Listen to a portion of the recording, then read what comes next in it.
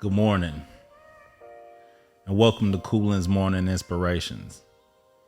I'm Michael Terrell, and I like to do this every morning just to, get everybody on a good start on something to think about. And today I wanted to talk to you guys about, every parasite needs a host, right? And I don't come at things in no negative light, but just more into a realist point of view on things sometimes. And when I say every parasite needs a host, it means in order for something that can't produce life for themselves, or they can't create money for themselves, they can't provide a life for themselves, they have to depend on somebody else. A lot of times it's a kid depending on mama, and that kid grows up to become an adult, and that adult doesn't want to let go. After a certain point, that child becomes a parasite to its parents, and they'll suck the life out of their parents until life's not there no more. And once they're dead and gone, then they basically have to go to something else or somebody else, and you got to watch out for those type of people, because when you have those type of people, you think that they care about you, you think that they love you, you think that they have your best interest. But a lot of times it's not that they have your best interest, it's they have your best interest because they are feeding off of you. And whenever you have somebody that you can't disconnect from, and whenever you try to pull away, they try to double down. Think about it, right? Whenever somebody tries to take a parasite out of whatever it is, it grips on tight. Because even though it is necessary to be disconnected, that parasite knows that if the parasite gets disconnected from its host, that parasite might not make it. You know what I'm saying? And so you have people that are in relationships with people that are parasites.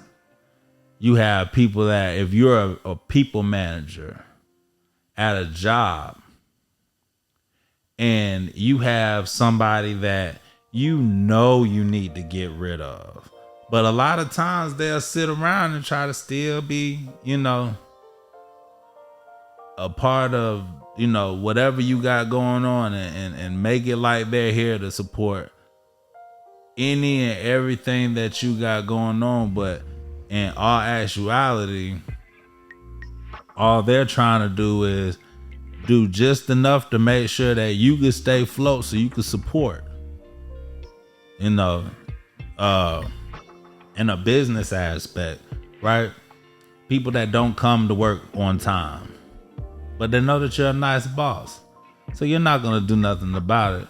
But you know that when they're not there, you're struggling, or when they're doing things or taking from you or draining the clock. There's a lot of things that you could look at in a business aspect to where you could be like, these people are parasites. They don't mean me no good. You have to know the difference, and you have to know the difference early on.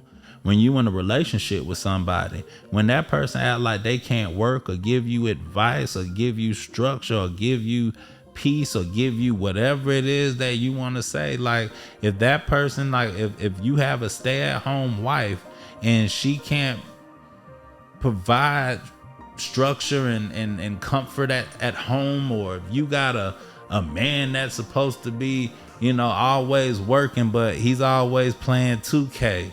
Like, there's a lot of things. And then there's some that'll do the bare minimum, right? You got some people that'll do the bare minimum just to say that they're doing something. But they know that they could go harder, but they don't have to, because they know that they could lean on you. And as long as they know that they could lean on you, they will never grow as an individual. Because it's you either make it or you don't, right? In this world. And something that I try to tell people all the time is,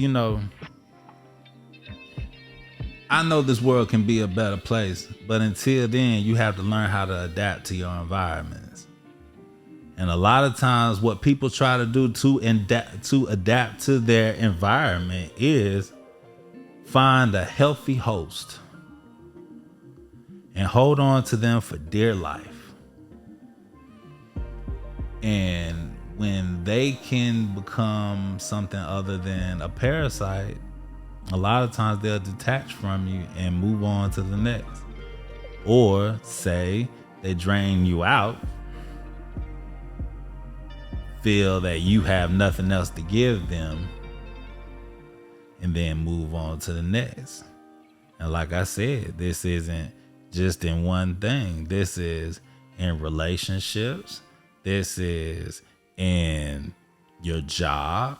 This is some of your family members. This is some of your friends. This is everyday. You can find it everywhere. And it's sad to say, but it's the truth. And so you have to make sure that when you're out here during the day, right? Find out who you can run side by side with. Not someone who's trying to hold on to you, right? Because a lot of times, like, let's put this into perspective, right?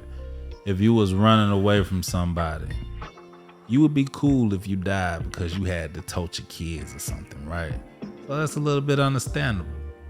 But then you have it where you would really die. You would sacrifice your whole life to try to pull somebody that don't even want to run, and nothing's wrong with them.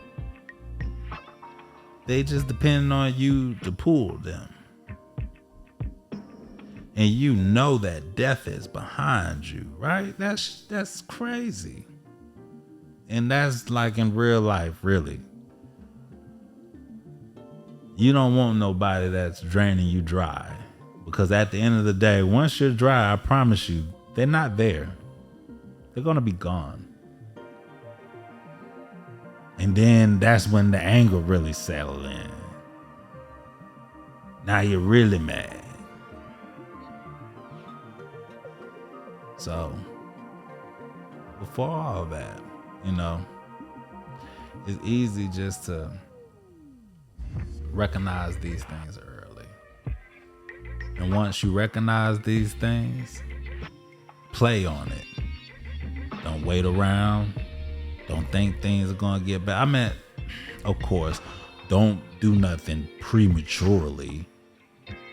But if somebody shows you their true colors, I don't think that it would be too smart to stick around for years when every year is a blessing and you're not guaranteed it. So,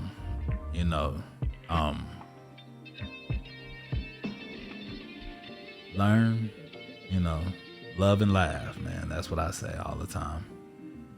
And know your friends, know your enemies. And if they're not your friends, at a blink of an eye, they can become your enemy. So, with that being said,